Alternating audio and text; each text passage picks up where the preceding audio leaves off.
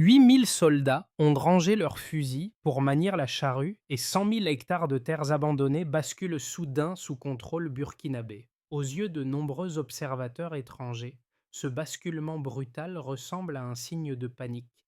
Pourtant, l'ordre venu de la présidence redessine silencieusement les lignes de défense du pays.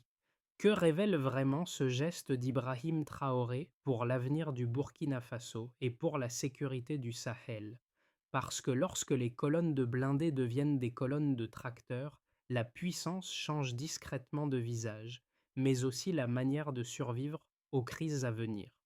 L'opération Récolte promet une chose simple mais décisive: transformer un pays vulnérable aux chocs extérieurs en un territoire capable de nourrir sa population avant qu'une nouvelle crise n'éclate. Ce projet, présenté comme un basculement structurel, repose sur une idée forte de 10 à 12 mots.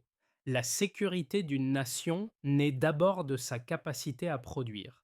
Cette promesse porte un enjeu beaucoup plus large qu'une amélioration agricole. Elle engage la stabilité interne, la cohésion sociale et la capacité du Burkina Faso à éviter les spirales de dépendance qui ont fragilisé sa souveraineté lors des décennies précédentes. À travers les coopératives protégées, l'extension des zones irriguées et une logistique réorientée, chaque rendement devient une barrière contre les ruptures d'approvisionnement qui déstabilisaient autrefois les provinces. Mais derrière cet engagement collectif plane une interrogation plus tranchante. Si la nourriture devient un pilier stratégique, que se passe-t-il lorsque les marchés mondiaux se tendent ou que les partenaires étrangers retirent leur soutien? On pourrait alors se demander ceci: et si cette stratégie, jugée audacieuse par certains, était en réalité la dernière défense avant les crises qui approchent silencieusement? La première révélation frappante apparaît dès les toutes premières semaines. Ce qui semblait un geste symbolique s'est matérialisé en une réorganisation massive capable de défricher 15 000 hectares en moins de 21 jours. La seconde est encore plus inattendue. La chaîne logistique militaire, pensée pour le mouvement des unités de défense, s'est révélée parfaitement adaptée au déploiement accéléré d'outils agricoles, de semences et de systèmes d'irrigation, créant une capacité productive qu'aucun programme civil n'avait réussi à établir auparavant. À partir de ce point, il devient clair que la décision d'Ibrahim Traoré n'était ni improvisée ni purement idéologique. L'opération Récolte repose sur un principe simple: utiliser la discipline, la planification et la mobilité de l'armée pour corriger un déficit alimentaire qui, depuis des années, fragilise l'État aussi sûrement que les rébellions armées. Dans un pays où chaque sécheresse réactive des tensions latentes, stabiliser l'approvisionnement devient un acte de sécurité nationale autant qu'un projet économique. Le décret initial, souvent minimisé par les commentateurs extérieurs, réaffecte 8000 soldats au service agricole sous l'autorité conjointe du ministère de la Défense et du ministère de l'Agriculture. Cette fusion de structures, inédite dans la région, change l'idée même de protection.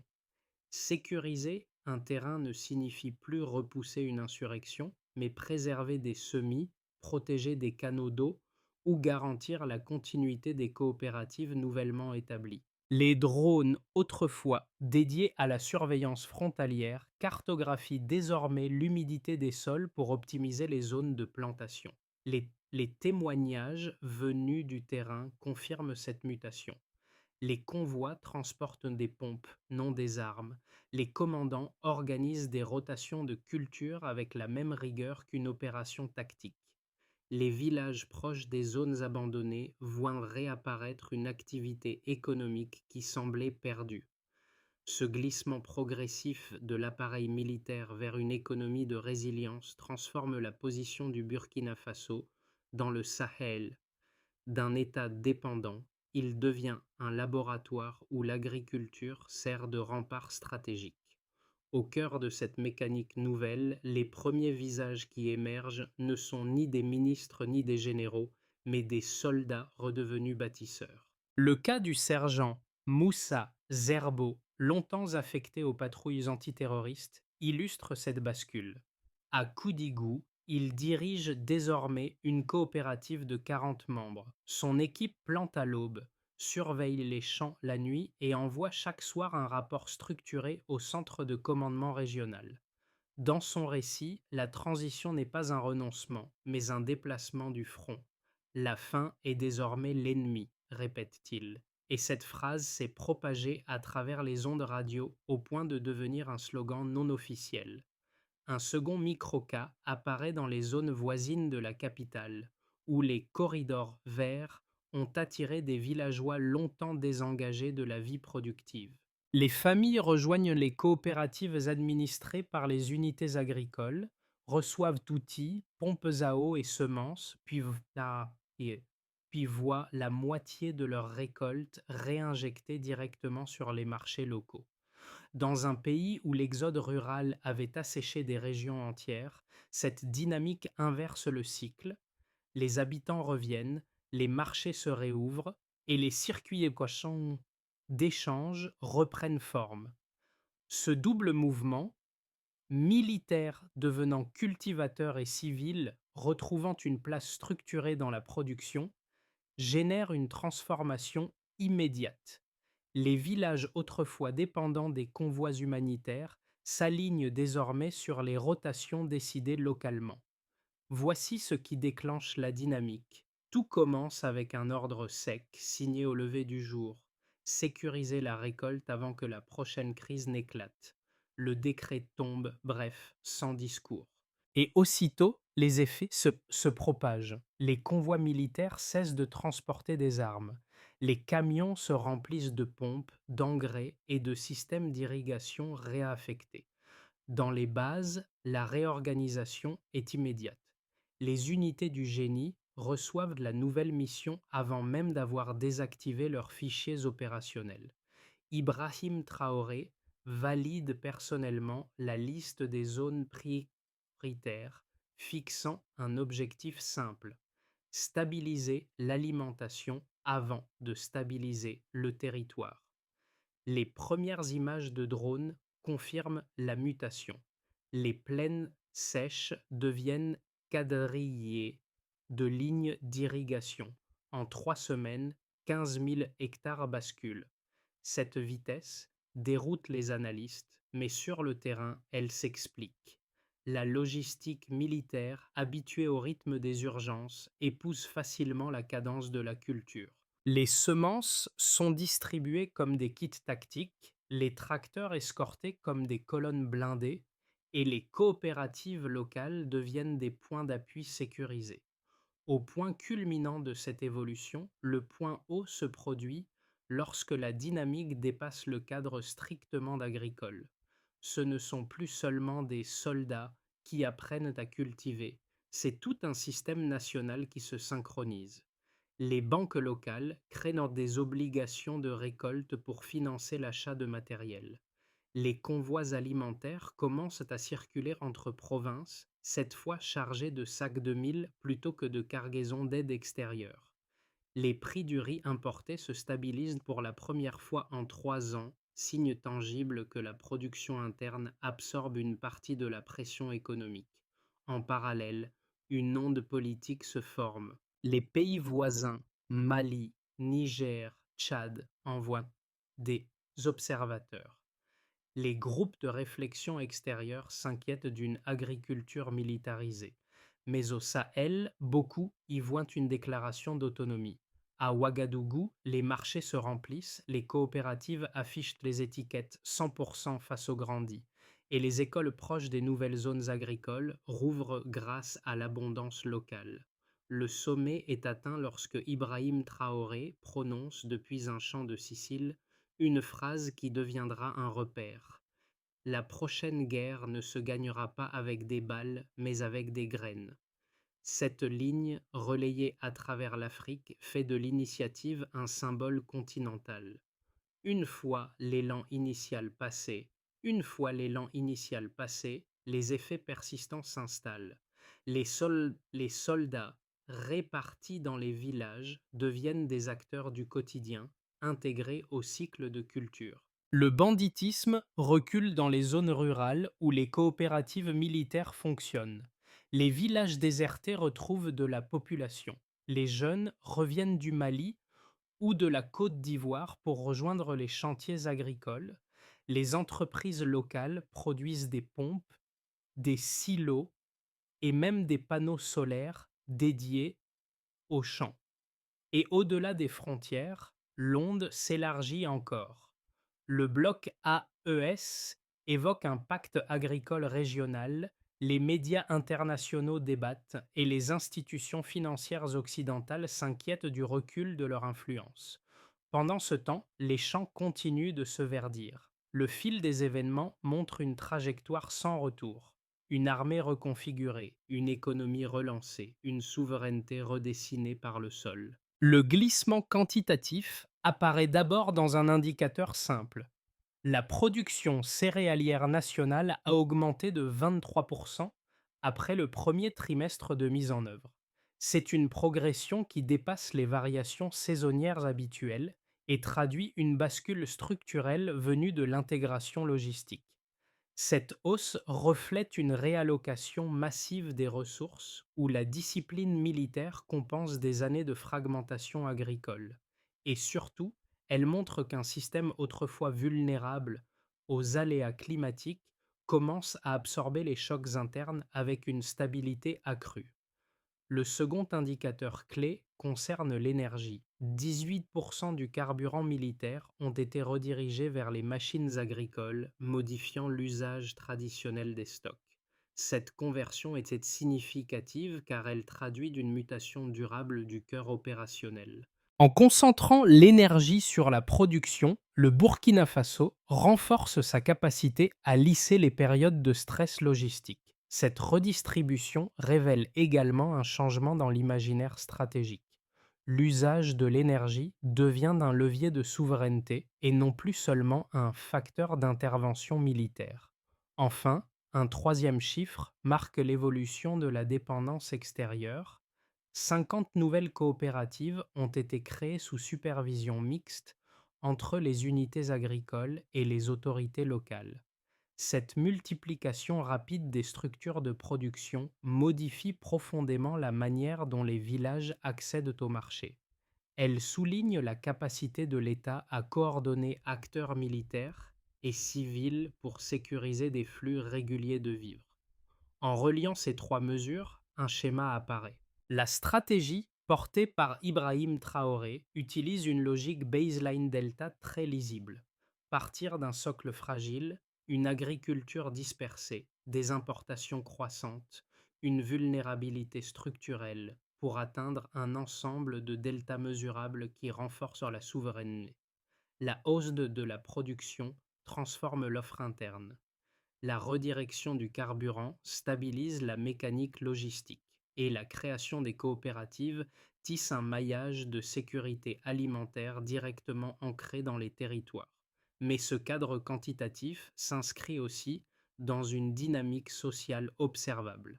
Les circuits locaux absorbent mieux les variations de prix. Les marchés ruraux, autrefois dépendants des arrivages extérieurs, commencent à fonctionner sur des cycles internes. Les coopératives créent des micro-réseaux de confiance qui réduisent les tensions habituelles entre villages et autorités nationales. Le résultat, visible sans interprétation excessive, tient dans cette combinaison: une élévation du rendement, une réduction de la dépendance énergétique étrangère et une densification des structures productives. Ces chiffres ne décrivent pas seulement une réussite agricole. Ils incarnent une stratégie de sécurité élargie où le stockage, l'irrigation et les cycles de récolte deviennent des outils de stabilisation nationale. Et surtout, ils montrent qu'un pays peut renforcer sa position géopolitique en s'appuyant sur la production plutôt que sur l'armement. Deux thèses s'opposent lorsqu'on analyse l'opération récolte. La première, défendue par plusieurs groupes de réflexion occidentaux, affirme que transformer l'armée en force agricole risque d'affaiblir la capacité défensive du Burkina Faso. Selon cette vision, détourner les soldats de leur mission traditionnelle équivaut à exposer le territoire à des menaces extérieures et à des insurrections internes, surtout dans un contexte sahélien marqué par l'instabilité. Les critiques insistent également sur un autre point. Lorsque l'État concentre la production entre les mains d'unités encadrées par le pouvoir central, il réduit l'espace du secteur privé, décourage l'investissement et crée un modèle peu compatible avec les normes économiques internationales. La seconde thèse, elle, provient des pays du Sahel et de nombreux observateurs africains. Elle soutient que cette stratégie n'est pas un affaiblissement mais une redéfinition de la sécurité. Dans leur lecture, la famine a provoqué davantage de ruptures politiques que les attaques armées elles-mêmes. Sécurisée, la chaîne alimentaire revient donc à renforcer la défense nationale. Cette vision perçoit l'armée comme un levier logistique unique, capable d'intervenir rapidement dans des zones rurales isolées, là où les administrations civiles peinent à maintenir une présence stable. Le modèle serait alors moins un risque qu'un correctif temporaire permettant de bâtir les infrastructures nécessaires avant de rééquilibrer les rôles. Pour trancher entre ces deux visions, il suffit d'observer ce que montrent les données du terrain dans les 6 premiers mois. Les services de sécurité rapportent une diminution du banditisme dans les zones où les coopératives militaires sont actives, non pas grâce à un accroissement de la force, mais grâce à la présence constante des soldats au sein même des villages. La production céréalière a augmenté de 23%, les prix importés se sont stabilisés et les marchés ont rouvert dans des régions autrefois fragiles. Ces résultats ne prouvent pas l'absence de risque, mais ils indiquent que la stratégie ne sape pas la sécurité. Elle la déplace vers sa racine la plus matérielle. Voici le moment où tout change.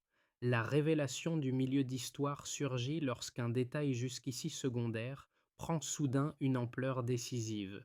L'armée n'est plus seulement un bras logistique, elle devient un langage politique qui redéfinit les attentes de tout un pays.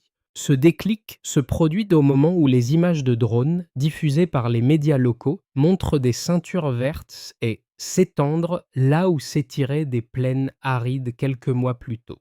Les habitants réalisent alors que la promesse initiale n'était pas un slogan, mais une transformation visible depuis les cieux. Dans cette atmosphère où chaque champ devient une frontière symbolique, Ibrahim Traoré apparaît comme l'architecte d'une doctrine nouvelle. Le territoire ne se défend plus seulement en tenant ses lignes, mais en nourrissant ses lignes de vie. Cette idée, d'abord tenue dans le cercle militaire, s'infuse dans les villages, les marchés et même dans les discussions familiales. Les coopératives civiles adoptent les rythmes disciplinaires des unités agricoles, créant une synchronisation inattendue entre institutions et habitants. La bascule est complète lorsque la population elle-même commence à percevoir la récolte non comme une activité saisonnière, mais comme un acte souverain. La confiance monte, les retours vers les zones rurales s'intensifient et les tensions politiques se déplacent vers des débats agricoles plutôt que vers des querelles d'allégeance. Ce moment pivot montre que la réussite n'est pas seulement matérielle, elle devient un récit collectif. Les effets institutionnels apparaissent d'abord dans l'appareil étatique lui-même.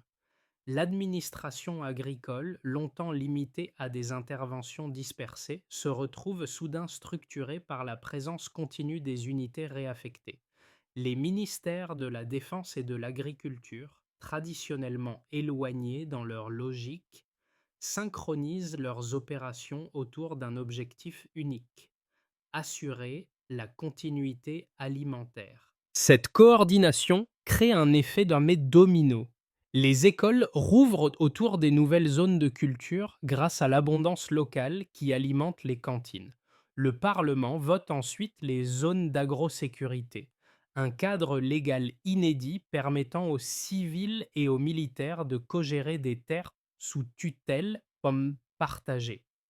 Ce changement reflète une réalité institutionnelle simple, Le pays se stabilise lorsque la nourriture cesse d'être une variable d'urgence. Le gouvernement gagne alors en légitimité, renforçant son socle dans les provinces. Les retombées économiques suivent rapidement. Les fabricants locaux produisent désormais tuyaux d'irrigation, silos à grains et pompes solaires pour répondre à la demande croissante des coopératives.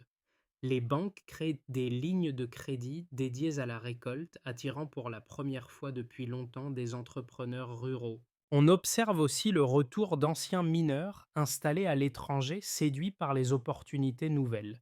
Bien que certains secteurs privés craignent une concurrence directe des unités agricoles, la montée de la production interne a stabilisé les prix du riz et du mil, réduisant la pression inflationniste sur les marchés. L'économie locale glisse ainsi d'un modèle dépendant des importations vers un modèle de transformation domestique. Sur le terrain social, l'impact est spectaculaire. Les familles reviennent dans les villages autrefois dépeuplés. Les marchés ruraux reprennent vie, animés par des étals qui n'avaient pas été alimentés depuis des années. Les femmes jouent un rôle central dans les coopératives, renforçant leurs revenus et leur influence locale. Les Solonais, les soldats, stationnés parmi les habitants, deviennent des partenaires et non des figures extérieures. Les tensions entre population et armée diminuent, remplacées par une solidarité de travail. Le slogan Ils envoient l'aide, nous envoyons la récolte circule dans les radios, transformant la perception collective du possible. L'onde dépasse désormais les frontières. Le Mali, le Niger et le Tchad envoient des délégations pour observer ce qu'ils appellent un modèle hybride de souveraineté. Les organisations internationales s'inquiètent, certaines y voyant une militarisation de la production, d'autres une alternative crédible à la dépendance chronique. Mais à l'échelle régionale, une réalité s'impose. Le Burkina Faso, sous l'impulsion d'Ibrahim Traoré, est devenu un laboratoire stratégique. Le bloc AES discute même d'un pacte agricole transnational pour mutualiser les réserves céréalières. Dans ce contexte, les tensions géopolitiques s'aiguisent, mais une dynamique nouvelle s'affirme, celle des nations qui veulent construire leur sécurité à partir de leurs terres. Dans les 6 à 12 prochains mois, le scénario le plus probable repose sur une consolidation progressive des coopératives existantes. Les rendements se stabilisent, les marchés restent approvisionnés et les zones rurales maintiennent leur retour démographique. Cependant, cette trajectoire reste fragile. Une mauvaise saison pluviométrique pourrait réduire les marges accumulées. La structure logistique militaire continuerait alors de jouer un rôle de soutien pour amortir les fluctuations, mais sans garantir une expansion significative. La stabilité ne serait pas synonyme d'accélération, seulement d'équilibre. Dans la version la plus favorable, la dynamique interne entraînerait une montée en puissance industrielle autour des intrants agricoles.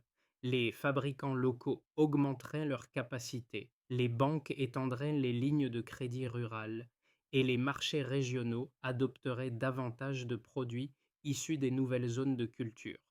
Les coopératives gagneraient en autonomie, réduisant progressivement la présence opérationnelle des unités agricoles.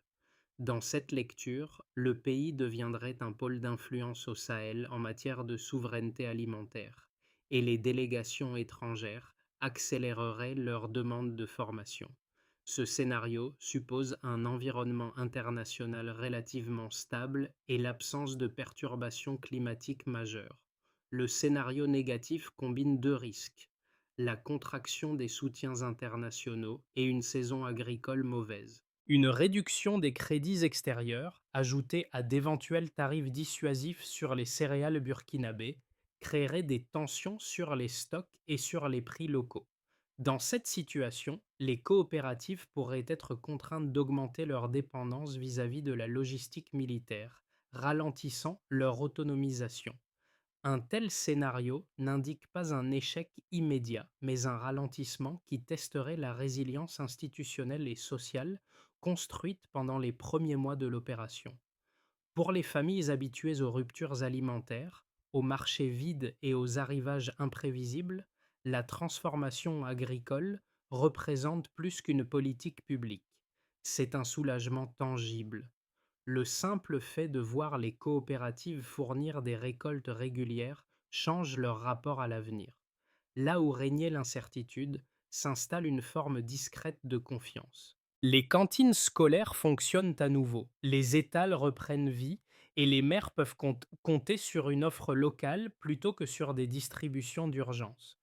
Les jeunes, souvent désenchantés par le manque d'opportunités, redécouvrent dans les chantiers agricoles un espace où leur travail compte immédiatement. Les coopératives leur donnent une structure, une utilité sociale et parfois même une perspective entrepreneuriale. Les artisans, les transporteurs, les petites entreprises du secteur rural trouvent dans ce nouvel écosystème des débouchés qui n'existaient pas auparavant. La chaîne productive se réancre, redonnant de la valeur à des métiers que l'exode rural avait marginalisés. Pour les citadins, l'opération n'est pas un phénomène lointain. Les prix stabilisés dans les marchés urbains, les flux réguliers de mil et de riz, les coopératives affichant 100% face aux grandis, créent une impression collective de reprise en main. Même ceux qui ne travaillent pas la terre ressentent les effets de la transformation, car une économie moins dépendante des importations réduit les chocs qui atteignent les villes en premier. Dans les conversations, l'idée que le pays produit pour lui-même devient un point d'unité inattendu. Pour que la dynamique née de l'opération récolte puisse durer au-delà de son élan initial, il faut une feuille de route précise, mesurable et adaptée au territoire. Le pays dispose déjà d'un noyau solide, les coopératives, la logistique réorientée, l'adhésion sociale, mais sa pérennité dépendra de la capacité à transformer un élan politique en un système reproductible. Voici une trajectoire réaliste fondée sur la continuité institutionnelle et le pragmatisme, qui les unités agricoles et les services territoriaux. Quoi? Identifier les sols les plus réceptifs aux améliorations rapides. Quand? Dans les 2 prochains cycles agricoles. Mesure nombre d'hectares intégrés dans les plans d'irrigation opérationnels. Qui? Les comités civils et les unités réaffectées. Quoi? Formaliser les règles de gouvernance, inclure transparence et quotas. Quand? Avant la prochaine saison de récolte. Mesure taux de rotation des membres et volume annuel livré aux marchés locaux. Qui? Le ministère de la Défense et celui du Commerce. Quoi?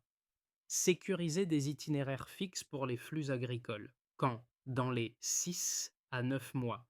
Mesure, réduction des délais de transport et constance du stock urbain. Qui? Banque régionale et industrielle burkinabé. Quoi? Lancer des lignes de crédit dédiées aux outils agricoles produits dans le pays. Quand? Sur une année glissante. Mesure, pourcentage d'équipements nationaux utilisés dans les coopératives. Qui? Parlement plus présidence. Quoi? Transformer la stratégie promue par Ibrahim Traoré en cadre légal durable. Quand? D'ici 12 mois. Mesure, adoption officielle du statut des zones d'agrosécurité. Ces 5 mouvements créent un socle stable, une agriculture productive, défendue, circulante et légitimée. Au terme de ces mois d'efforts, l'image qui revient sans cesse est celle du sergent Moussa Zerbo, debout dans les sillons qu'il trace avec son équipe à l'aube. Ce même homme, autrefois posté sur des lignes de patrouille, guidait maintenant les villageois comme on guide une unité soudée, non pour repousser une menace mais pour nourrir un territoire.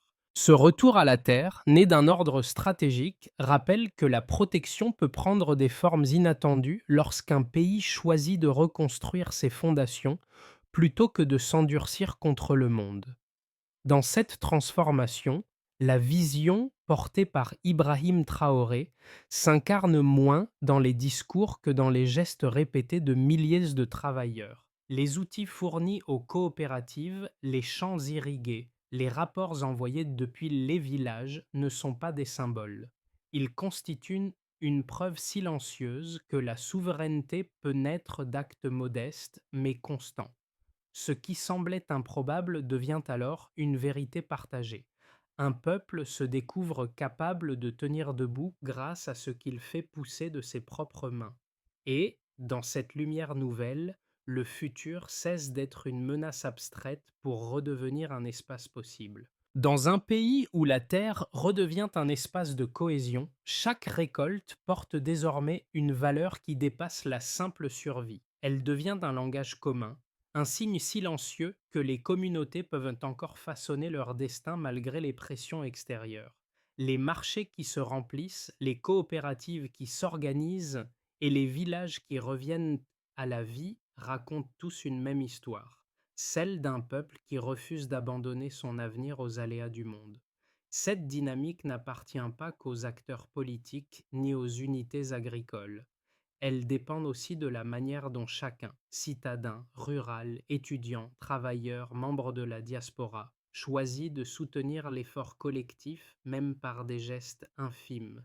Expliquer, partager, débattre, transmettre. Si cette histoire résonne en vous, alors votre voix peut devenir une part de ce mouvement. Partager une réflexion, un doute ou une conviction contribue déjà à nourrir le débat public qui façonne les choix à venir.